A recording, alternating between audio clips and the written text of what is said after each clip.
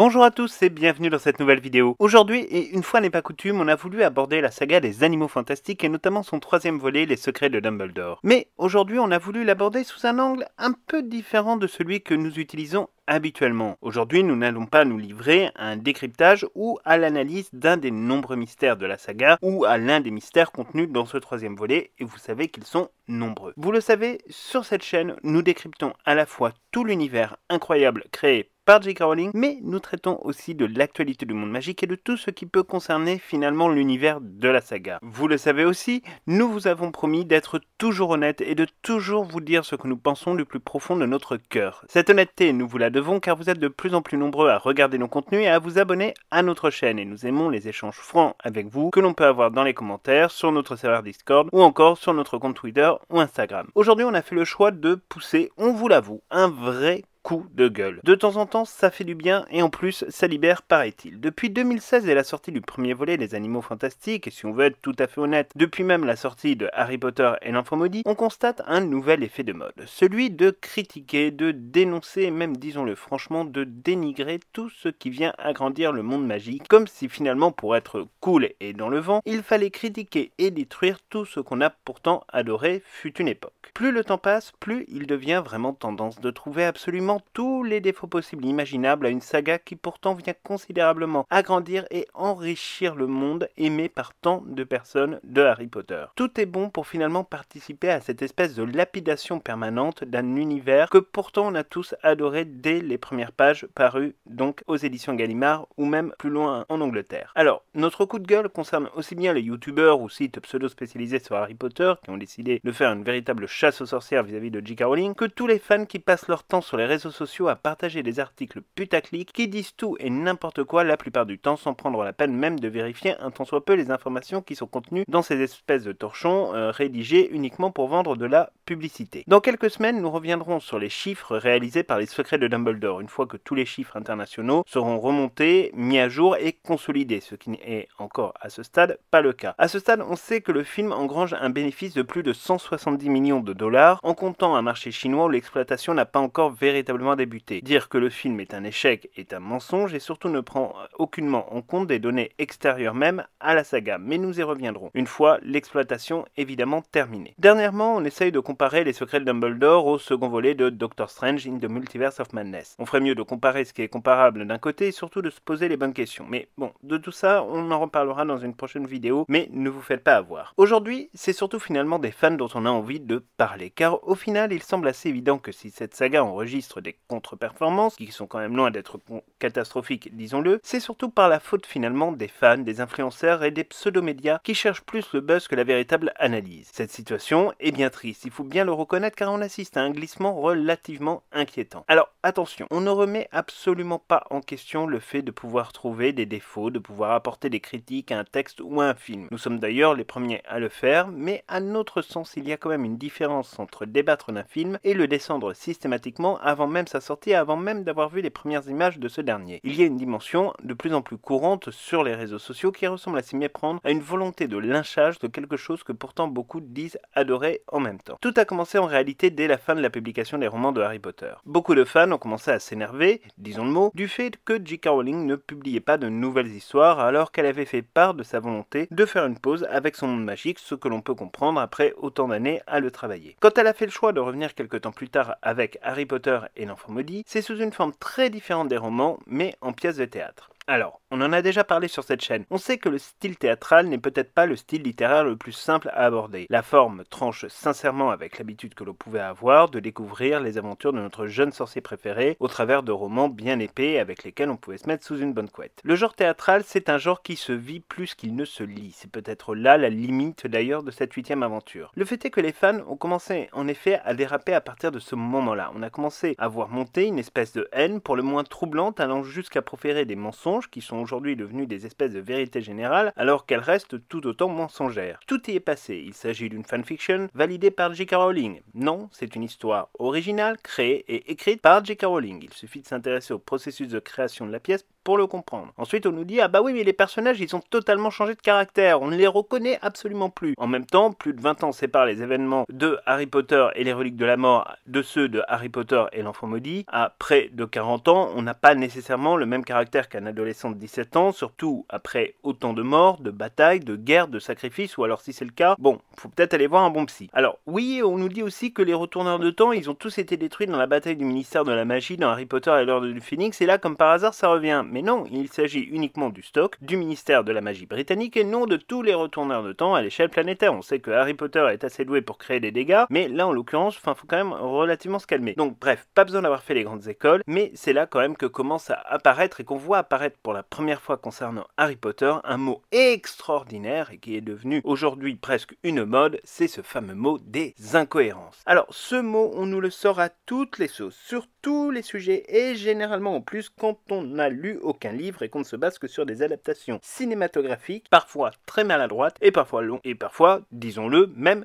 catastrophique à l'image de Harry Potter et le Prince de Sang-Mêlé. En vérité, la très grande majorité des incohérences qui sont relevées ici et là par des pseudo-fans sont soit liées à une méconnaissance de l'histoire, soit à une mauvaise compréhension et parfois, allons-y gaiement, une mauvaise foi caractérisée et franchement d'une malhonnêteté qui est quand même assez extraordinaire. Parfois, on a beau expliquer que le film ne reflète pas le développement de telle ou telle intrigue dans les livres Harry Potter et qu'il y a eu des raccourcis scénaristiques, on viendra quand même nous expliquer qu'il y a quand même une incohérence avec les films. Bref, et tout cela généralement de la part de personnes qui n'ont jamais eu évidemment à écrire de livres et encore moins à en vendre des centaines de millions d'exemplaires dans plusieurs dizaines de langues à travers le monde. Encore une fois, on peut dire que l'œuvre est imparfaite, mais il faut aussi savoir rester humble devant un tel travail et devant une telle réussite. Si J.K. Rowling fait le choix de développer telle ou telle intrigue ou tel personnage, le moins que l'on puisse dire c'est qu'elle a des raisons pour le faire et qu'aucun fan ne peut venir remettre en cause ses choix puisqu'elle est la seule et unique propriétaire de ce monde, contrairement à ce que certains influenceurs veulent insinuer pour couvrir finalement le désert idéologique qu'il y a dans leur tête. Après, que l'on puisse être d'accord ou non, c'est le propre de tout art finalement de créer des controverses, mais de là à tomber dans des extrêmes qui consistent à dire que c'est une fanfiction ou alors même que ça n'existe pas, ou qu'il s'agit pourquoi pas d'un multivers avec des variants à la sauce Marvel, il y a quand même franchement de très grosses limites parce que là on verse finalement dans un monde qui n'est plus du tout le monde de la réalité. Quand J.K. Rowling et la Warner Bros ont annoncé la sortie du premier volet des Animaux Fantastiques et que la campagne de promotion a commencé, les premiers reproches ont commencé à pleuvoir. Parmi eux, on reprochait au film de ne pas remettre en scène le trio de la saga Harry Potter, que le film n'allait pas se passer à Poudlard, que le personnage principal était un personnage quasiment inconnu, que le sujet n'avait rien de très intéressant sur le papier et que franchement ça n'avait pas l'air si bien que ça. Le propre de ce premier volet était de planter un décor et donc d'élargir au maximum les perspectives que nous pouvions avoir du monde magique, mission qui a été sincèrement plus que remplie par le premier opus. Mais voilà, le film n'est pas encore sorti, qu'il subissait déjà ses premières critiques avant même que les premières minutes ne soient diffusées. C'est en cela déjà une partie du problème. Quand le film est sorti, certaines critiques se sont renforcées. L'absence de lien avec Harry Potter, l'absence de lien avec Poudlard, le fait qu'il n'y avait pas assez d'éléments connecteurs entre les deux sagas et entre les deux histoires, le fait qu'aucun acteur de Harry Potter ne soit présent par exemple aussi, sans tenir compte du fait que la saga débute en 1926, on nous sort finalement tout un tas d'excuses, y compris jusqu'à aller nous dire que le scénario était déjà trop compliqué alors que concrètement, dans le premier volet des Animaux Fantastiques, il n'y a pas grand chose à comprendre. Le film réalise quand même un très bon score au box-office qui va se rapprocher du $1 milliard et va engranger des bénéfices pour le coup records. La saga des Animaux Fantastiques est lancée donc en grande pompe et avec succès. Pourtant, sur les réseaux sociaux, une petite musique commence à monter. Selon certains, ce premier film ne se passerait en réalité pas dans le même univers que Harry Potter. Il s'agirait d'une autre histoire dans un monde des sorciers, très différent de ce que nous connaissions auparavant. Puis on continue dans le même genre. Il ne s'agit pas d'une histoire liée à Harry Potter, en aucun cas, il n'y a pas assez de magie, et puis surtout on ne comprend pas l'histoire. Ce sont en tout cas les principaux reproches qui sont faits à ce premier épisode. En effet, J.K. Rowling avait fait le choix de rédiger un scénario qui mettait les références à Harry Potter un peu en sourdine. Alors on entend parler d'Albus Dumbledore, mais sans le voir, on entend parler de Poudlard, on entend parler d'une certaine Leta Lestrange, de Norbert Dragono, que chaque lecteur connaissait déjà, mais le parti pris de J.K. Rowling était d'étirer son monde magique pour nous permettre effectivement de découvrir des parcelles totalement inédites d'un monde magique dont on sait qu'elle a voulu le rendre extrêmement précis et particulièrement complet. Les reproches ne sont pas très gênants, ils sont pour le coup injustes et répondent à des inclinaisons parfois personnelles, mais le fait est qu'après Harry Potter Potter et l'Enfant Maudit, les Animaux Fantastiques commençaient déjà à faire les frais de cette dérive dont nous vous parlons dans cette vidéo. Pour exister sur les réseaux sociaux, il faut critiquer et la machine était lancée. La production des Crimes de Grindelwald est lancée dans la foulée de la sortie du premier volet. La volonté de la Warner Bros est d'aller assez vite pour battre le fer tant qu'il est chaud, comme le dit l'expression. Ce que ne savait pas la Warner, c'est que si le tournage va se dérouler sans grande difficulté, de l'autre côté de l'Atlantique, une tempête se prépare et personne ne la voit venir. Le film est en préparation finale au niveau de la post-production quand va éclater l'affaire Weinstein et l'essentiel du mouvement MeToo. Ce que la Warner Bros et J.K. Rowling n'avaient absolument pas vu venir, c'est que l'acteur phare de ce second volet, qui est Johnny Depp, allait faire les frais finalement de cette polémique un peu extérieure au développement même du film et subir des accusations de plus en plus violentes de la part d'Amber Heard, qui depuis 2016 n'avait de cesse de crier au scandale en permanence. Rétrospectivement, cette situation est quand même assez ahurissante. La promotion des Crimes de Grindelwald commence donc dans la pire des situations où l'acteur principal finalement de ce second volet est mis en cause pour des affaires de violence, de viol et d'abus sexuels. Amber Heard se confie largement à la presse et les réseaux sociaux s'emparent évidemment de la question. Très rapidement, les fans se livrent à la vindicte populaire et au lynchage de Johnny Depp sans même tenter de le laisser se défendre. Beaucoup de fans appellent au boycott des Crimes de Grindelwald si l'acteur n'est pas retiré expressément du film. Mais comment réaliser un film qui s'appelle Les Crimes de Grindelwald sans avoir Grindelwald? Il aurait fallu retourner le film, ce qui était une mission impossible et qui aurait coûté évidemment beaucoup trop cher. La Warner Bros et J.K. Rowling appellent au respect de la présomption d'innocence. Entre parenthèses, ça fait bien rire après,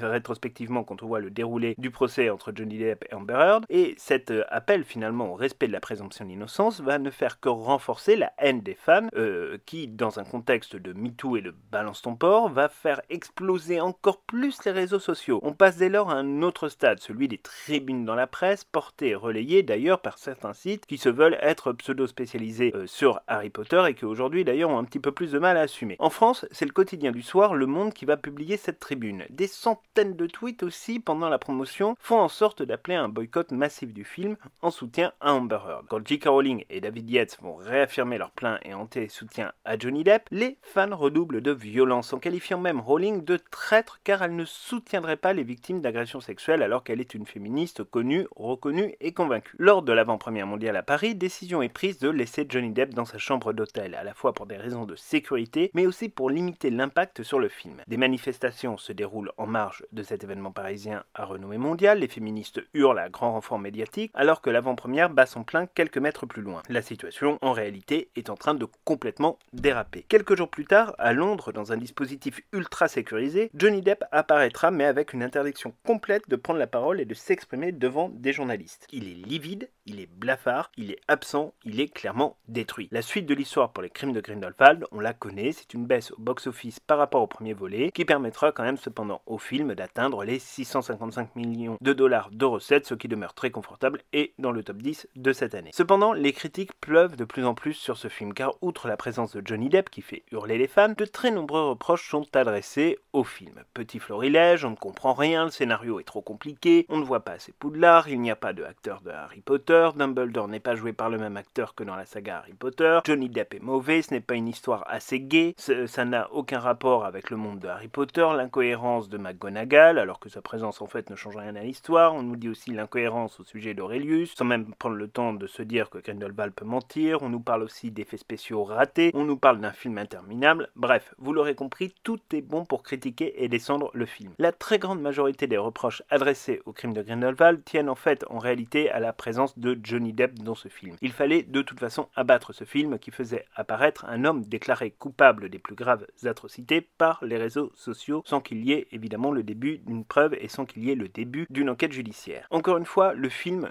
en lui-même n'est pas exempt de défauts. On cherche encore d'ailleurs le film parfait. Mais la très grande majorité des reproches n'ont absolument aucun sens. Dire que la prestation de Depp par exemple est ratée, c'est un mensonge absolu. Dire que les effets spéciaux sont catastrophiques, là aussi c'est un mensonge. Hurler à l'incohérence sur la présence de Minerva McGonagall, c'est quelque chose qui nous étonne dans la mesure où sa présence dans les Animaux Fantastiques ne vient absolument pas remettre en cause à aucun moment toute l'histoire de Harry Potter. Ce n'est qu'un point de détail sur lequel il n'est franchement pas nécessaire de revenir en hurlant à la catastrophe. Cela ne remet en cause absolument rien, et en tout cas rien d'autre que 2 ou 3 phrases dans les livres, donc on est quand même sur quelque chose d'assez mesuré. Ensuite, Albus Dumbledore est professeur de défense contre les forces du mal. Alors on nous dit que c'est une honte, mais rien jusqu'à présent ne vient nous dire qu'il n'a jamais occupé cette fonction avant celle de professeur de métamorphose. Ce ne serait pas le premier professeur de Poudlard à changer de fonction production en cours de route. Autre reproche qui est fait, c'est qu'on ne passe pas assez de temps à Poudlard. En même temps, c'est quand même pas le centre de l'action, et remettre Poudlard dans le film, c'était déjà une manière de faire plaisir aux fans avant tout, et d'y glisser aussi quelques petits clins d'œil. Grand mal en a pris en tout cas à la production et à la Warner Bros apparemment, puisque ça n'a pas suffi, ça n'a pas été suffisant. Ensuite, c'est le cas d'Aurelius, où de nombreux fans ont hurlé en criant à l'incohérence sur le fait qu'il n'y avait pas de troisième frère. Bref, vous l'aurez compris, les crimes de Grindelwald sont devenus le film à abattre. Beaucoup de fans, même si en réalité c'est une toute petite minorité, s'y sont donnés à cœur joie et ont presque failli réussir. À la fin de la promotion des crimes de Grindelwald, la Warner Bros confirme donc que Johnny Depp sera bel et bien présent dans le troisième opus des Animaux Fantastiques, défoulant encore une fois la fureur des fans. Le processus de production des Secrets de Dumbledore ne se déroulera pas sur la même temporalité de celle qui séparait le premier et le second volet, pour des difficultés d'agenda des acteurs, mais aussi pour des problématiques de studio qui étaient embolisées par des tournages très importants, comme celui notamment de James Bond No Time to Die, qui avait besoin et des studios de Pinewood et des studios de Leicester pour effectivement réussir à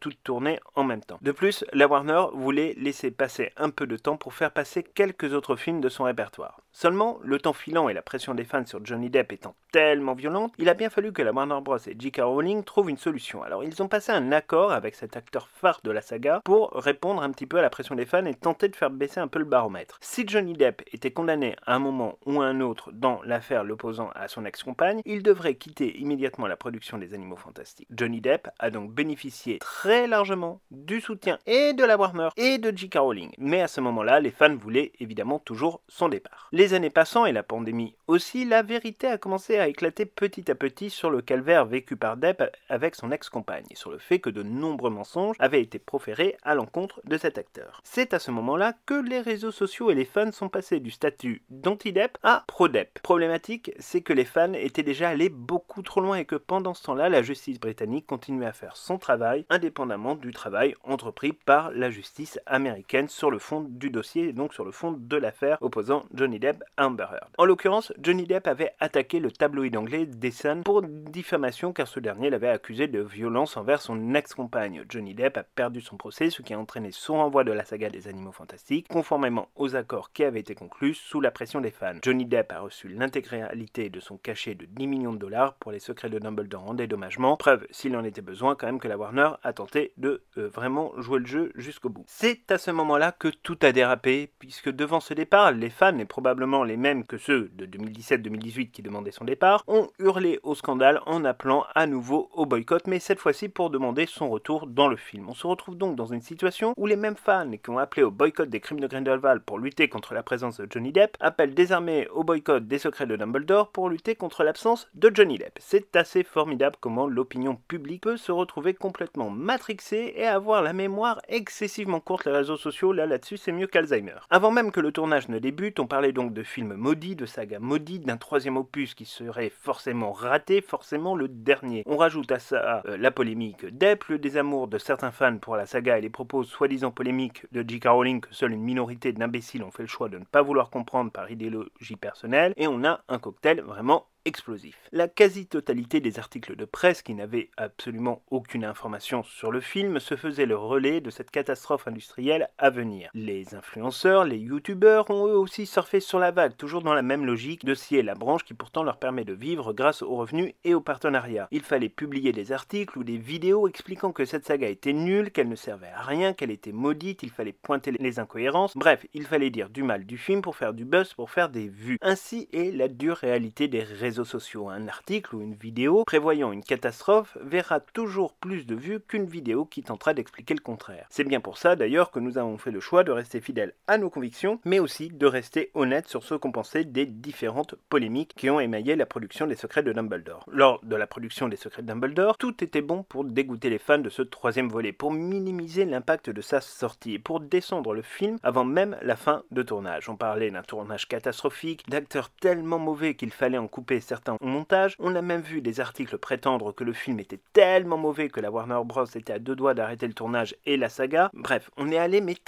très loin dans le délire. Une fois le travail de post-production entamé et la mise en place des premières projections presse, alors on va juste rappeler que les projections presse, généralement c'est en fait un groupe finalement de fans et de non-fans qui sont mis dans des salles, notamment à Burbank en Californie, où on va leur montrer parfois des extraits du film. Ça peut être par exemple 20 minutes de film, où on va leur montrer des scènes, on va voir comment ils ressentent un petit peu les choses et ensuite on va les rappeler quelques jours plus tard pour leur montrer d'autres scènes, etc. Enfin, il est très rare, et surtout sur des films de cette ampleur, que lors de projections presse on montre l'entièreté du film, et en tout cas la plupart du temps ce sont vraiment des scènes qui ne sont même pas montées, qui sont vraiment finalement des rushs, où il n'y a même pas encore d'effets spéciaux. Donc il faut bien rentrer dans la tête qu'une fois une projection test, ce n'est pas une diffusion véritablement du film, c'est une diffusion d'extraits du film, et évidemment les dernières projections test se font peut-être sur l'entièreté du film, et encore, même là-dessus, sur un film aussi attendu que Les Secrets de Dumbledore, c'est franchement assez peu probable. On n'en dira pas plus là-dessus, mais en tout cas nous on a un peu de mal à y croire. Le fait est qu'on a eu droit à des déclarations de fans dans la presse qui ont pris un malin plaisir à dire tout et absolument n'importe quoi. On nous annonçait un film tellement mauvais qu'il ne pourrait absolument pas sortir au cinéma et qu'il serait nécessaire de le faire sortir directement sur HBO Max. On nous annonçait aussi un film tellement mauvais qu'il scellait la fin de la saga, car il n'y avait absolument rien à garder devant la catastrophe qu'était cette production. Bref, ça devenait franchement la foire d'empoigne. La majorité des rumeurs étaient des rumeurs malfaisantes, malveillantes vis-à-vis de la saga et vis-à-vis de J.K. Rowling. Et force est de constater que ce travail de sape a continué à faire des émules. Les médias internet, qui sont toujours prompts à faire du clic, et les influenceurs de pacotille, se sont fait les échos de ces rumeurs absolument dégueulasses. Plus grave encore, peu de temps avant la sortie des Secrets de Dumbledore, un média connu pour être ouvertement anti-J.K. Rowling a publié un déroulé soi-disant complet de l'intrigue des Secrets de Dumbledore qui s'est avéré être un tissu de mensonges, tous plus grossiers les uns que les autres. Le problème étant que ce déroulé, qui n'avait absolument ni queue ni tête, a été très largement diffusé sur la toile et a donc contribué à faire reculer certains fans une fois de plus et à rentrer dans cette logique très perverse mise en œuvre par tous ceux qui veulent porter atteinte à J.K. Rowling et à son œuvre. Puisque le film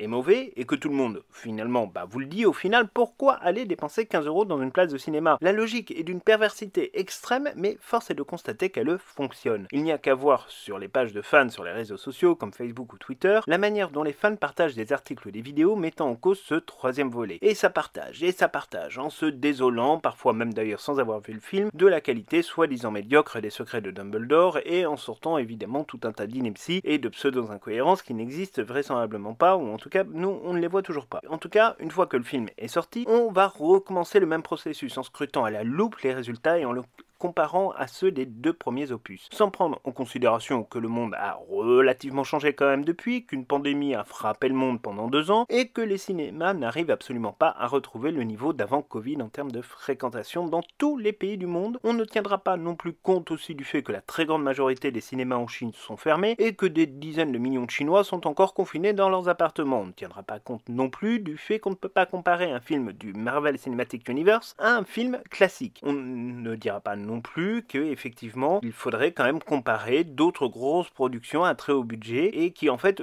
quand on compare ont un peu nettement moins bien marché que ce que fait Les Secrets de Dumbledore. Bref, en tout cas on repart pour une série d'articles sans contexte, sans analyse économique, sans réflexion, et ensuite on a les médias pseudo spécialisés comme par exemple la Gazette du Sorcier qui réussit le tour de force de publier tout un article sur Les Secrets de Dumbledore en ne citant pas à une seule reprise le nom de J.K. Rowling qui est quand même, rappelons-le, juste scénariste et productrice de film, tout en encensant un co-scénariste Steve Kloves qui parfois a du talent mais qui sait aussi fabriquer de sacrées catastrophes à l'image de ce que l'on a pu voir pour Harry Potter et le Prince de Sang-Mêlé. Bref, vous l'aurez compris, on marche en plein délire et surtout il faut continuer à dire du mal de la saga et de ses résultats, et on verra tous ces youtubeurs faisant des têtes un peu étranges sur les miniatures en mode ouais je suis allé voir les Animaux Fantastiques 3 invité en projo parce que j'allais quand même pas payer pour ça.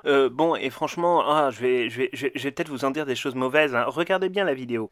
Tout ça à un moment donné ça suffit. En dehors de notre chaîne, vous ne trouverez quasiment aucun article faisant état du fait que le film bat des records, par exemple en Allemagne, a dépassé Spider-Man No Way Home au Japon, cartonne au Brésil, c'est très bien maintenu en France, que le film est même déjà rentabilisé. Ça vous ne le verrez nulle part. Alors oui, il contre-performe comme quasiment tous les films depuis le début de la pandémie. On le dit de manière très claire, aujourd'hui il y a un problème qui est beaucoup plus global, qui est le problème d'Hollywood, et donc il faut vraiment là-dessus aussi prendre en considération le fait que même des super grosses productions, par exemple comme James Bond, comme Batman, ou même des productions avec des réalisateurs qui sont connus pour leurs films catastrophes comme Roland Emmerich, se sont plantés bien largement, et qu'aujourd'hui finalement Les Secrets de Dumbledore arrivent à se classer entre la 3e et la 4e marche du box-office international, alors qu'on est déjà à la moitié de l'année 2022 et que, encore une fois, on vous le dit, l'exploitation en Chine n'a pas pu être pour l'instant réalisée du fait effectivement des règles sanitaires en Chine qui sont extrêmement violentes. Alors, est-ce qu'on peut dire que ce film est une catastrophe? Absolument pas. D'autant plus que ce genre de film, et on le sait bien, contrairement à beaucoup d'autres, et même d'ailleurs à Marvel, va engranger aussi des revenus indirects, notamment sur le merchandising, sur les livres, etc. Et là, pour le coup, le merchandising n'est même pas encore sorti. Donc, bref, parler de mauvaises nouvelles, c'est toujours plus facile que de réfléchir et d'analyser. Crier au loup, c'est le mode de vie des réseaux sociaux et des influenceurs, et c'est celui aussi que de notre côté, nous refusons, mais catégoriquement. Alors oui, on peut trouver des défauts au film, on peut être en désaccord sur certains points, ou on regrettait d'autres, mais quand la mauvaise foi et la désinformation atteignent des sommets, on finit quand même par se dire que le vrai problème du Wizarding World, c'est bel et bien les fans. Des fans qui ne sont jamais contents, qui ne sont jamais satisfaits, des fans qui sont souvent totalement obsédés par Harry Potter et qui sont tellement obsédés par Harry Potter qu'ils sont incapables de voir que le monde magique est bien plus vaste et tout aussi intéressant que les événements qui surviennent, par exemple effectivement dans les Animaux Fantastiques. Alors, on le sait bien, les Animaux Fantastiques, ça vient expliquer et changer profondément certaines choses que l'on tenait pour acquises dans Harry Potter. Ça devrait satisfaire les fans et pourtant ils viennent nous expliquer que c'est trop compliqué. Être fan n'autorise au final pas tout. Il n'autorise certainement pas à se créer finalement un environnement confortable qui viendrait remettre en cause la réalité de ce monde créé et porté uniquement par J.K. Rowling. Non, Harry Potter et l'Enfant Maudit n'est pas une fanfiction, ni un épisode d'un multiverse qui n'existe pas. Même chose pour les Animaux Fantastiques, il n'y a aucune incohérence venant remettre en cause profondément les informations contenues dans les romans Harry Potter à un tel point que toute la saga s'en trouverait bouleversée. Non, on ne peut pas faire comme si les Animaux Fantastiques ou Harry Potter et l'Enfant Maudit n'existaient pas. Le propre de tout art, encore une fois, et peut-être encore plus d'ailleurs de la littérature et du cinéma, c'est de nous pousser à nous remettre en question, à ne pas rester ancrés dans des certitudes qui n'ont finalement que bien peu de sens et encore plus dans un univers fantastique. Les fans, au final, n'ont pas compris le message essentiel contenu à l'intérieur même de tous les écrits de J.K. Rowling sur le monde magique, celui de la tolérance et celui du respect mutuel que chacun doit s'accorder. En l'occurrence, entre fantasmes, haine, mensonges et autres, les fans se comportent souvent bien mal vis-à-vis de ce qu'ils disent pourtant adorer. Alors, il est dans la nature humaine de brûler à un moment donné ce qu'on a adoré par le passé. Ça s'appelle l'adolescence, mais cette période ne doit durer qu'un temps et pas une éternité. Au bout d'un moment, il faut savoir grandir et savoir aussi se remettre en question en acceptant effectivement que le monde auquel on croyait est un monde un petit peu plus complexe. Aujourd'hui, il n'y a qu'à voir et qu'à lire d'ailleurs les réactions de certains au simple fait de dire que le Albus Dumbledore des Animaux Fantastiques et celui de Harry Potter sont les mêmes pour se rendre compte que la saga n'est absolument pas comprise par tout le monde. Il en va de même d'ailleurs pour le personnage de Nagini, alors que les choses sont quand même franchement plus qu'explicites dans les crimes de Grindelwald. Sur Nagini, on nous dira d'ailleurs que c'est incohérent sa présence dans les crimes de Grindelwald parce qu'elle ne rencontre Voldemort qu'en 1994. On cherche absolument toujours à comprendre l'incohérence. Personnellement, nous ne l'avons mais vraiment pas comprise, mais nous sommes peut-être un petit peu lents d'esprit ou alors un petit peu fatigués, ce qui est tout à fait possible. Les fans n'ont pas compris qu'ils créent eux-mêmes une instabilité, une incertitude sur le développement du monde magique en adoptant des comportements d'enfants gâtés. Après tout, pourquoi continuer à faire des films, des séries, des livres, des parcs d'attractions pour une population qui ne sera de toute façon jamais satisfaite et qui se contente uniquement de vouloir une suite à Harry Potter et les Reliques de la Mort ou une série sur les Maraudeurs par exemple qui n'aurait à vrai dire pas grand chose à apporter de plus que ce que l'on sait déjà sur la période. Bref, il faut savoir être ouvert à de nouvelles perspectives comme celles que nous apporte J.K. Rowling dans le cadre des Animaux Fantastiques. Aucun fan n'est propriétaire du monde magique, aucun fan n'est propriétaire de son contenu et de son devenir, comme d'ailleurs aucun fan n'est propriétaire d'un acteur parce qu'il a payé une photo ou une dédicace. Les conventions sont d'ailleurs assez révélatrices du véritable problème qui se cache derrière la notion de fan aujourd'hui. On y voit souvent un grand manque de respect vis-à-vis des acteurs, une manière de se comporter dont personne ne tolérerait d'ailleurs qu'on fasse pareil à un de ses proches ou à soi-même. Combien de fois par exemple avons-nous entendu les fans dire ah bah celui-là je vais te le câliner ou d'autres propos franchement plus désobligeants que la règle de la bonne politesse nous empêchera de citer ici. La règle du je paye, j'ai le droit n'est pas valable en tout et surtout pas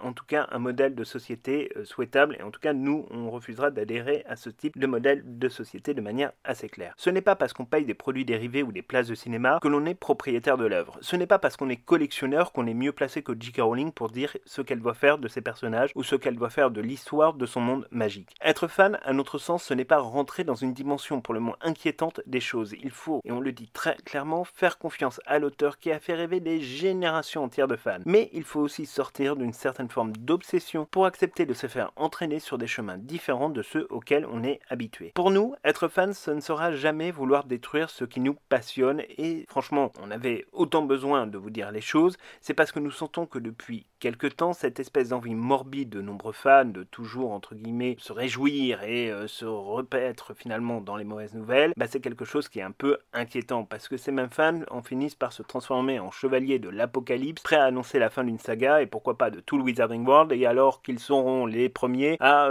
pleurer en disant « Ah bah oui, la saga Harry Potter c'est terminé, ah bah oui, tout est fini, etc. » Enfin, on est vraiment sur une hypocrisie complète et totale, et à un moment donné, ça, il faut quand même bien se le dire. Après 2 années de pandémie, le monde des Moldus a besoin de magie, le monde a besoin d'espoir et a besoin de bonnes nouvelles. Il serait plus pertinent de se l'appliquer en tout cas au quotidien plutôt que de se faire des oiseaux de mauvais augure. Vous l'aurez compris, la question que l'on se pose au final est de savoir si on peut être véritablement fan du monde magique et détester à ce point tout ce qui n'est pas, entre guillemets, Harry Potter. Cela nous semble incohérent au regard des valeurs de l'œuvre et incohérent avec finalement cette passion qui nous anime. Pour notre part, nous continuerons à prendre la défense de J.K. Rowling, à prendre la défense de son œuvre passée et de celle à venir. Nous continuerons à soutenir cette saga des Animaux Fantastiques et nous continuerons à nous faire le porte-voix des bonnes nouvelles, car sinon nous ne serions pas honnêtes avec nos convictions, et ne pas être honnête avec nos convictions, ce serait ne pas être honnête avec vous. Et on vous le dit de manière tout à fait claire, il faut faire très attention à ne pas tomber dans le piège que nous tendent les réseaux sociaux, les influenceurs, youtubeurs et autres médias spécialisés. La saga du Wizarding World est loin d'être terminée, il y a beaucoup de projets qui sont en cours, le PDG de la Warner l'a lui-même confirmé, il y a beaucoup de choses qui vont se passer. Encore une fois, on peut critiquer une œuvre, on peut ne pas être en accord avec une œuvre ou ne pas apprécier un film, mais c'est pas pour autant qu'il faut finalement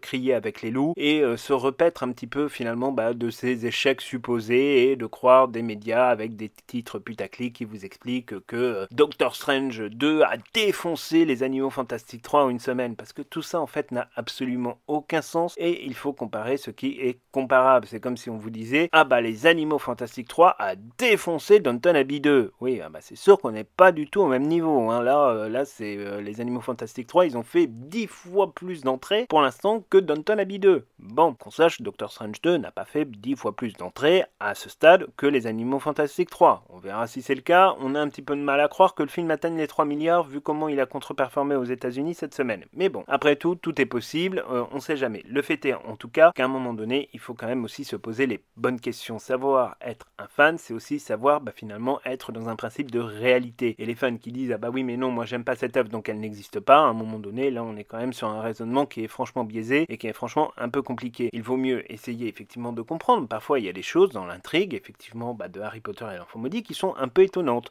et qui nécessitent effectivement d'être expliquées. Et surtout quand on lit Harry Potter et l'Enfant Maudit par exemple à 19 ans et qu'on le redécouvre 10 ans plus tard, on n'a pas nécessairement la même perception des événements ni la même perception des enseignements. Donc pour le coup, il faut quand même savoir toujours raison garder et prendre son temps pour analyser une œuvre. Mais nous, de manière très claire, ce qu'on voulait critiquer au travers de cette vidéo, c'est que si on veut que le monde magique continue, il faut le soutenir. Et on va pas se leurrer, on va pas se mentir entre nous. Même si demain, par exemple, ils annonçaient une suite avec le casting original de Harry Potter, on trouverait toujours des gens pour venir dire « Ah bah ouais, mais c'est une catastrophe, ah bah non, mais ça va être une catastrophe, on va pas y aller, vous imaginez, non mais attendez, ça va être de la folie, ça va être tellement nul, ça va être catastrophique. » Enfin, on va toujours trouver des oiseaux de mauvaise augure. Donc très sincèrement, ne les laissons pas prendre le contrôle de l'avenir de la franchise et de cette franchise qui nous fait tant rêver. On a besoin d'un monde qui nous fasse rêver, on a besoin de la magie de J.K. Rowling. Ne nous laissons pas empoisonner par les groupes Facebook ou encore par les articles putaclic avec 50 fautes d'orthographe sur 3 paragraphes qui vont venir nous expliquer qu'en fait le film est une catastrophe. Pareil, quand on a des fans qui nous disent « Ah bah oui, le film est nul » et que juste en écrivant le film est nul, il y a déjà 4 fautes d'orthographe, bon, on se doute bien qu'à un moment donné, il faut arrêter. Nous aussi, on fait des fautes d'orthographe, on est très loin d'être parfait en la matière, mais juste à un moment donné, bon, faut aussi savoir raison garder, enfin bref. Tout ça pour dire que, en tout cas, aujourd'hui, à notre sens, et c'est vrai qu'on le pense depuis déjà un moment, c'est que le vrai problème de cette saga des Animaux Fantastiques, ça reste les fans. Alors évidemment, ça reste certains fans, mais il va falloir à un moment donné que tout le monde se calme, que tout le monde respire un grand coup, parce que de manière très claire, il y a pour l'instant, en tout cas, on vous le dit, aucune catastrophe, et il n'y a surtout aucune raison d'un point de vue économique, et on parle bien d'un point de vue économique, d'annuler les épisodes 4 et 5 des Animaux Fantastiques. À ce stade, véritablement de l'exploitation des secrets de Dumbledore, ça ne se justifie mais absolument pas. Mais bref, de tout ça on en reparlera évidemment dans une prochaine vidéo. D'ici là, n'hésitez pas à vous abonner à notre chaîne si vous avez envie de voir du contenu un peu positif sur le Wizarding World et du contenu qui va défendre et la saga des Animaux Fantastiques et J.K. Rowling. Et puis pour tous ceux qui sont là depuis un petit moment, n'oubliez pas de nous laisser un petit like, ça nous encourage toujours à produire plus de contenu. Et donc on se retrouve très bientôt pour plein de nouvelles surprises en rapport soit avec les Animaux Fantastiques, soit en rapport évidemment avec tout l'univers